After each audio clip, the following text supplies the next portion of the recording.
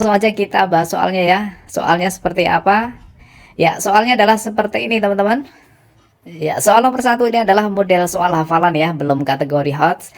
Tidak masalah, kalau misalkan besok ditanyakan lagi ya teman-teman harus bisa ya. Jadi dipersiapkan saja hafalannya dan juga penalarannya. Mudah-mudahan teman-teman bisa mengatasi semuanya ya. Oke, langsung aja kita bahas ke soal nomor satu.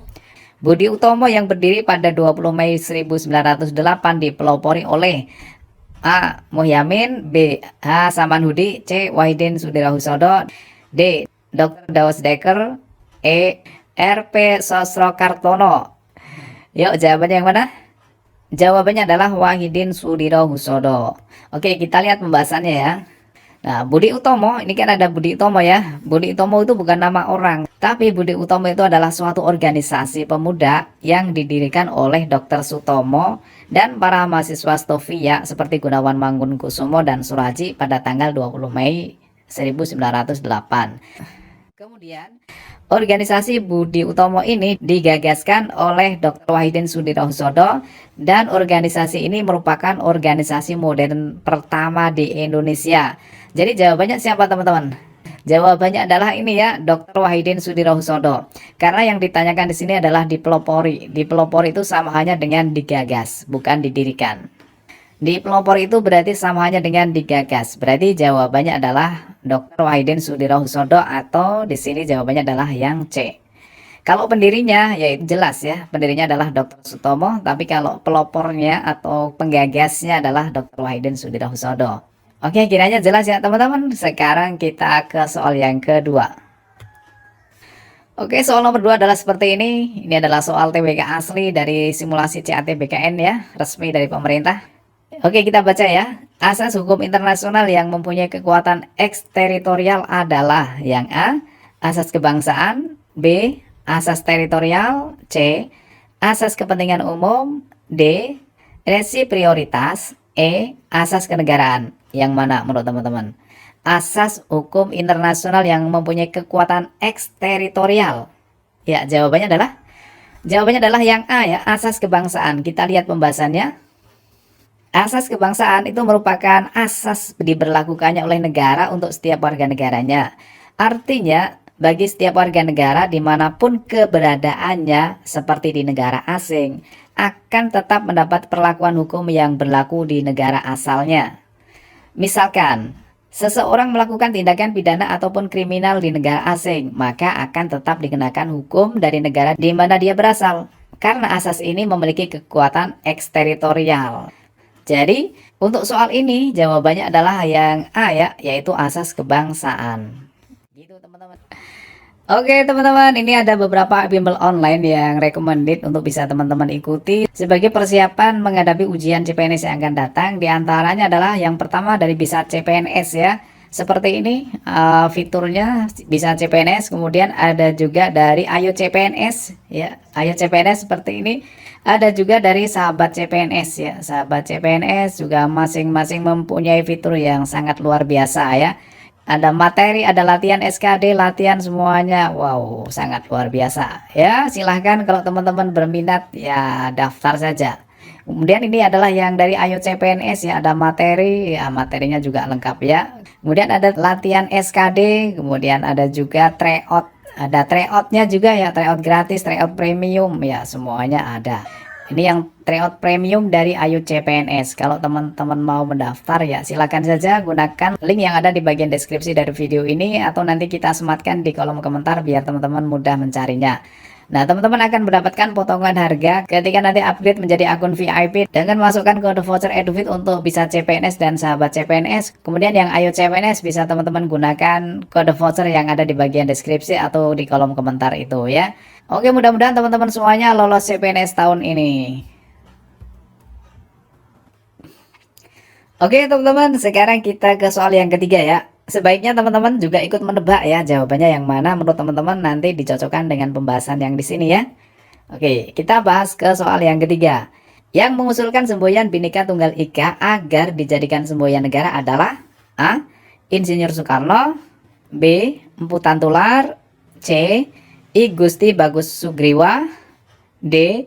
Muhammad Yamin, E. Dr. Supomo. Yang mana teman-teman? Ya, jawabannya adalah yang D ya, Muhammad Yamin. Ya, Muhammad Yamin itu merupakan tokoh di mana yang pertama kali mengusulkan. Di sini pertanyaannya adalah yang mengusulkan, ya. Diusulkan kepada siapa? Kepada Insinyur Soekarno agar Bhinneka Tunggal Ika, yaitu berbeda-beda tetapi tetap satu jua, tersebut dijadikan semboyan negara.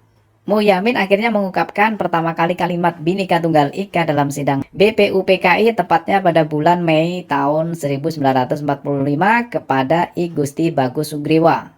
Bhinneka Tunggal Ika merupakan semboyan bangsa Indonesia dan tertulis pada pita yang digenggam kaki sang Garuda.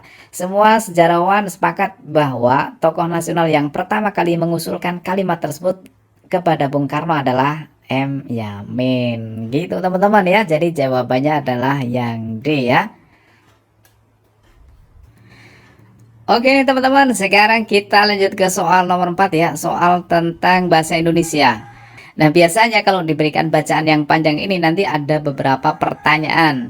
Biasanya kalau tidak 4 ya 5 pertanyaan. Nah, trik cara menjawab soal yang bacaannya panjang ini, teman-teman tidak perlu membaca semuanya dulu. Langsung fokus ke yang ditanyakan saja. Biar nanti langsung ketemu apa yang ditanyakan dan kita cari di bacaannya. Oke, kita praktekkan ya.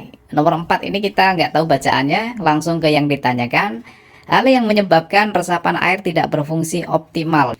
Yang ditanyakan ini adalah penyebab dari resapan air tidak optimal. Jadi kata kuncinya itu kita cari di sini ya. Teman-teman harus terbiasa membaca cepat ya. Tapi kalau di sini nanti kita bacanya pelan ya nggak apa-apa ya. Ini untuk pembahasan. Tapi nanti pada saat pujian teman-teman diusahakan bacanya cepat. Kemudian fokus pada yang ditanyakan. Oke, jadi tadi sudah kita pegang ya. Kata kuncinya adalah penyebab resapan air tidak berfungsi optimal. Kita baca ya. Syukur-syukur dari kata kuncinya ini teman-teman langsung bisa menuju. Meskipun tidak membaca seluruhnya, teman-teman bisa langsung menuju jawabannya. Ini akan lebih bagus ya. Oke, kalau misalkan memang belum bisa menemukan, tetap harus kita baca seluruhnya ya. Tapi kita membaca sambil memahami, nanti barangkali di bagian pertanyaan kedua, ketiga, ada yang ditanyakan dan sudah kita simpan di memori kita ya. Oke, sekarang kita baca nanti sambil merekam apa yang disampaikan di paragraf-paragraf ini ya. Oke, langsung kita baca ya. Kebutuhan air akan terus meningkat seiring bertambahnya jumlah penduduk. Tapi ironisnya ketersediaan air bersih yang layak konsumsi malah semakin menipis. Itu berarti bahwa suatu saat nanti penduduk Indonesia akan semakin sulit mendapatkan air bersih. Solusinya, menurut mantan pengurus Satuan Kerja Balai Besar Wilayah Sungai Ciliwung Cisadane, Dadang Hermawan adalah mengoptimalkan pemanfaatan air hujan. Sayangnya, air hujan yang semestinya bisa menjadi solusi malah menjelma menjadi buah simalakama. Saat kemarau, masyarakat teriak-teriak kekurangan air. Ketika musim hujan datang, masyarakat juga teriak-teriak karena kebanjiran, katanya. Nah, di paragraf pertama ini belum kita temukan kata kuncinya ya. Oke, kita lanjut ke paragraf kedua. Hal itu bisa terjadi, kata dia, lantaran maraknya alih fungsi hutan menjadi perkebunan, perumahan, dan keperluan lainnya. Itu pula yang mengakibatkan resapan air tidak berfungsi optimal. Nah, di sini teman-teman ya, ini ada kata kuncinya resapan air tidak berfungsi optimal. Sama kan dengan yang ditanyakan? Berarti penyebabnya apa? Penyebabnya adalah lantaran maraknya alih fungsi hutan. Jadi jawabannya yang mana teman-teman ya? Jawabannya adalah maraknya alih fungsi hutan, yaitu yang B ya. Oke, berarti jawabannya adalah yang B. Gitu ya. Oke, sekarang kita langsung ke soal yang kelima. Bacaannya masih sama, cuma nanti pertanyaannya berbeda. Jadi kita sudah membaca sampai sini ya. Jadi nanti kita tinggal langsung baca soalnya, kemudian kita teruskan saja. Nah, ini adalah soal yang kelima. Pertanyaannya apa? Langsung fokus ke yang ditanyakan ya. Pernyataan yang tepat untuk mendukung narasi pada paragraf pertama dan kedua. Berarti kesimpulan dari paragraf pertama dan kedua ya. Wow, berarti kita harus membaca semuanya ini supaya bisa menjawab pertanyaan ini. Oke, tadi sudah sampai yang ini ya. Kemudian kita lanjutkan. Dadang memaparkan sebagian besar air hujan semestinya meresap ke dalam tanah untuk cadangan. Akan tetapi yang terjadi malah sebaliknya. Saat ini 70% air hujan itu tergenang di permukaan sebelum dialirkan hingga ke lautan. Otomatis hanya 30% yang meresap, terangnya. Padahal idealnya tidak semua air hujan dialirkan ke sungai. Malahan akan lebih baik jika air hujan tersebut ditampung. Ya, jadi apa kesimpulannya? Coba kita baca jawaban yang A ya. Air bersih dibutuhkan dalam situasi kemarau. Tidak ya. Meningkatnya populasi memicu kebutuhan akan air bersih. Tidak. Ketersediaan air hujan meningkat terus seiring langkanya air bersih. Mungkin. Yang D, penampungan air dibutuhkan untuk mengatasi kekurangan air. Ini lebih bagus lagi. Kemudian yang E, ketersediaan air seringkali tidak diimbangi dengan sarana dan prasarana. Maka jawaban yang paling tepat adalah yang D. Ya, ini adalah mewakili dari narasi paragraf pertama dan kedua, yaitu penampungan air dibutuhkan untuk mengatasi kekurangan air bersih. Karena ini disediakan ketersediaan air bersih ini semakin menipis kan berarti berkurang. Kemudian di paragraf kedua ini perlu adanya penampungan ya. Jadi ini sudah mewakili dari narasi paragraf pertama dan kedua, itu adalah jawaban yang D. Sekarang kita lanjut ke soal yang keenam yang ditanyakan apa? Ya, seperti ini soalnya, silahkan teman-teman baca dulu pertanyaannya kemudian dicari jawabannya ya. Jawaban yang mana? Oke, sudah ketemu jawaban yang mana? Cadangan air di dalam tanah seharusnya. Ya, tadi sudah kita baca ya, ada cadangan air ya. Di sini ada cadangan air. Ya, cadangan. Di sini ada cadangan air ya. Seharusnya gimana? Ya, kita baca dari sebelumnya ini. Dadang memaparkan sebagian besar air hujan semestinya meresap ke dalam tanah untuk cadangan. Nah, di sini ya. Berarti apa? Sebagian besar air hujan harusnya masuk ke tanah. Ya, berarti jawabannya adalah yang D dong ya. Sebagian besar air hujan yang turun ke bumi itu masuk ke tanah. Ya, sebagian besar air hujan yang turun ke bumi itu adalah sebagai cadangan air di dalam tanah, ya kan? Ya, sesuai dengan pernyataan ini ya. Kalau teman-teman mempunyai pendapat yang lain juga boleh ya, silahkan nanti jawabannya ditulis di kolom komentar, disertai dengan alasannya ya, kenapa jawabannya itu. Karena memang soal seperti ini bisa menimbulkan berbagai macam jawaban ya, menurut pemahaman kita masing-masing. Oke, mudah-mudahan bisa dipahami ya. Sekarang kita lanjut ke soal yang ketujuh. Bacaannya masih sama dengan soal-soal yang tadi. Ya, sekarang yang ditanyakan pertanyaannya apa? Yuk teman-teman cari jawabannya yang mana. Gimana, sudah ketemu jawabannya yang mana?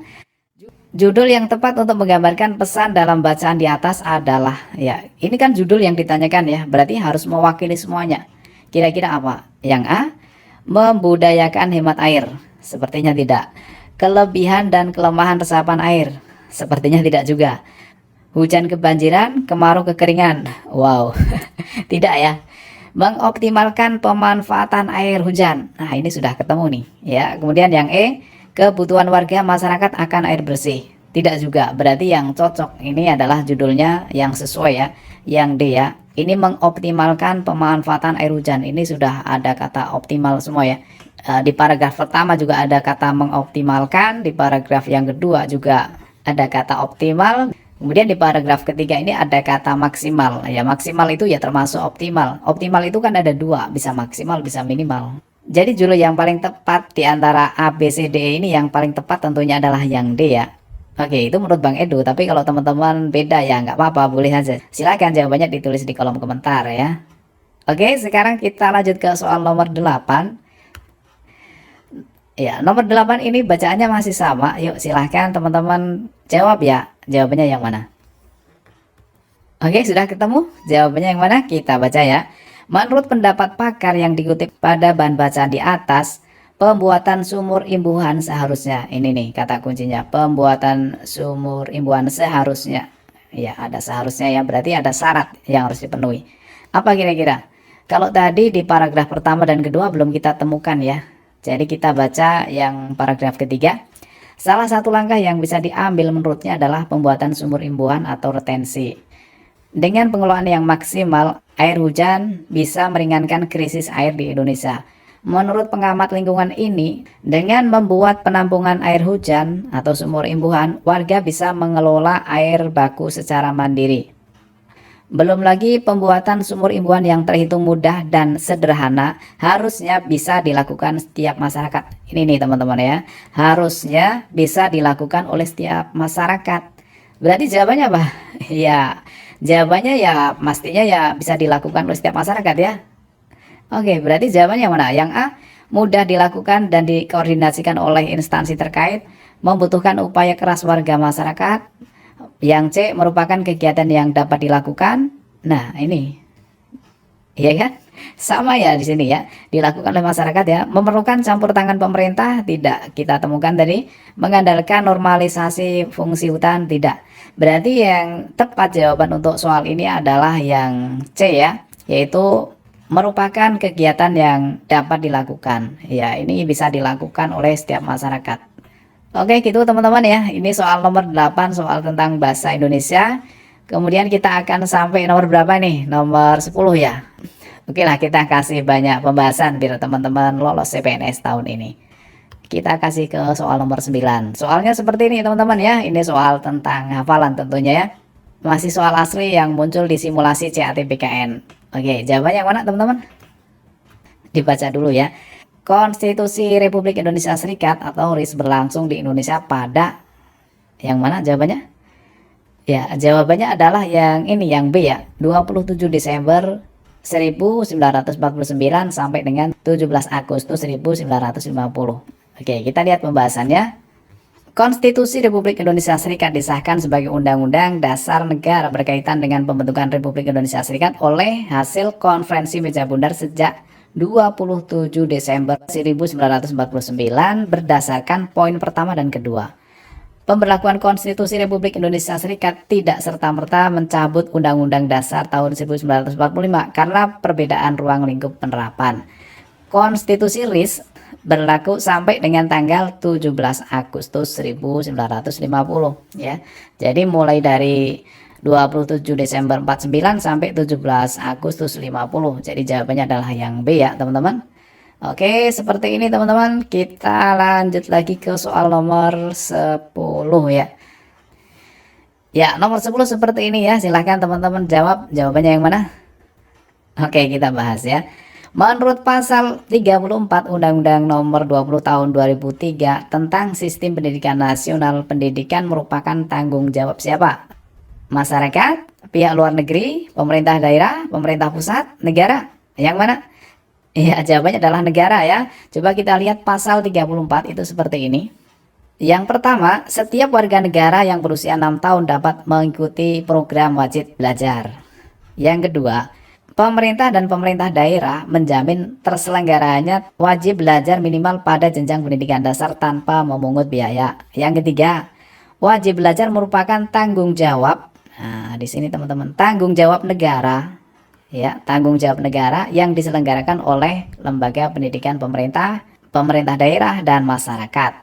Jadi karena di sini yang ditanyakan adalah merupakan tanggung jawab siapa, ya tentu tanggung jawab negara.